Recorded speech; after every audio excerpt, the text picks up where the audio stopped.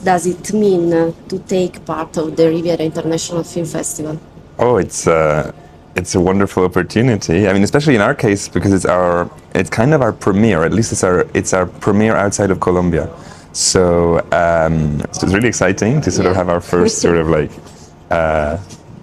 foreign premiere for the film. And I mean, I can't exaggerate how ridiculously beautiful it is here. So that makes it very special. Because are you excited to stay here? Oh, absolutely, yeah, absolutely, and our premiere's tonight, so I'm all the more excited about that. But yeah, I can imagine a more beautiful place to have a premiere in. I mean, it's prettier than Cannes by 10. It's 10 times prettier than Cannes, and it's just such a treat to be here, such a privilege. So thank you very much for. Why did you want to tell the story of someone running away from the past?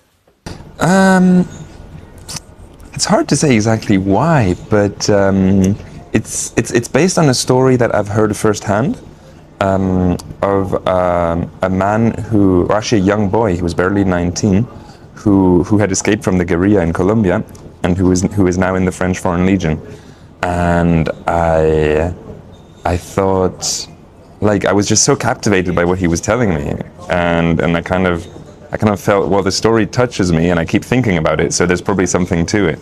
So I kind of like sort of started working around that, and it's of course a heavily fictionalized version of the story, and it goes in a completely different direction. So it's definitely fiction, but it's based on that story, that true story that I heard. How did you work on the main character's sense of guilt?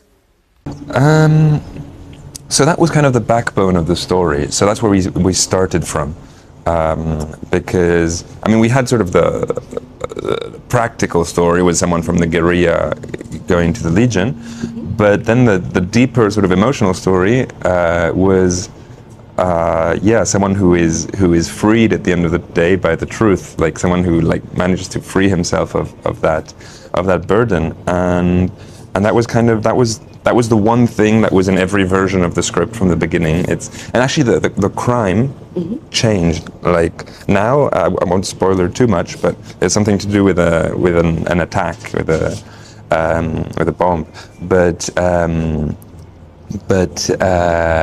But yeah, basically initially it was just plain murder. But yeah, that was sort of the one thing that we thought, okay, this is the interesting part of this story. This is the thing that makes it different, that makes it interesting. So yeah, that was definitely the point we started from. We started writing from there, and actually and I think that's one of the best writing advice I ever received, is to try to write a story from its ending, or rather just know what the ending is, in our case sort of the big revelation, and sort of building it from there, and everything that happens until then sort of builds up to that. And I think that was a helpful way of thinking about it, of writing it. Do you think a person can really leave behind? I'd like to think so. No, I mean, I definitely think so, because I mean, I've met countless people who've had very dark pasts and who have gone far beyond it and sort of are in a much better place now. So I think it's maybe it's one of our strengths as human beings, is being able to go beyond our background or our experiences, and I think that's something beautiful. Why did you choose a former FARC guerrilla as the main character? Well, it could have, the same story could have worked in other contexts, but we feel the Colombian context worked well because it's very recent history, so it's something that is close to our minds. If we had taken another, and in fact other options we explored were even other recent wars, but the one in Colombia is particularly interesting because it's a guerrilla war with proper sort of old school guerrillas, in the sense that they were sort of in the jungle, hidden away, and they had something kind of yeah, romantic, kind of something. There was something different about it, and incidentally, because we happened to have a link to Colombia at the time, because my brother, my co-director Eric, was in Colombia at the time, and I was in France, and we kind of thought, oh well, it would be convenient to make a movie in Colombia because he's already there, and sort of like that's how the idea was born. How important is the theme of identity in this work? The term of identity is very important because well, we have all these characters who are on paper in very different camps. As in, our protagonist is a former FARC who's now in the French military. His sort of antagonist, actually, it's more like the other protagonist is a FARC victim who turned police prosecutor. And then there's another minor character who's a former paramilitary fighter who joined the FARC, and then well, there are a bunch of other characters, but practically like these characters, like they have nothing in common. Like they should be enemies, and at the end of the day, they kind of, without spoiling too much, they kind of find a common ground. So yes. It shows how these people can go beyond their initial identity. But is this movie more political or more personal for you? Oh, it's absolutely personal, and I think that's why it's been quite well received in Colombia.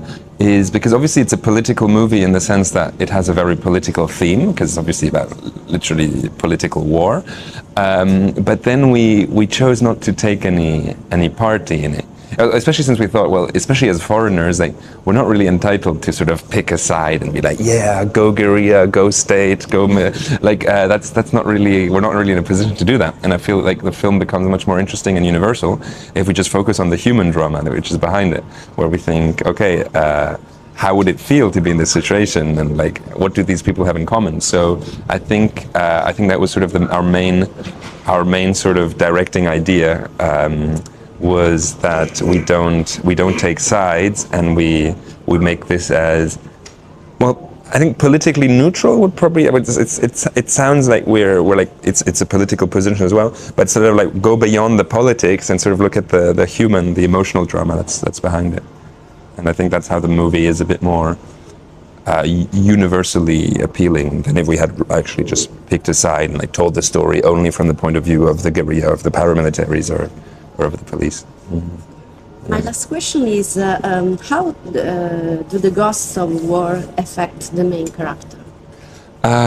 Well, he tries to suppress them, or Freud would say he would repress them, as in like he's trying to keep them as far away from his daily life, in the sense that he tries to move to another country, incidentally to another war, because he joins the French military, which is one of the rare places in the world where you can actually completely disappear legally.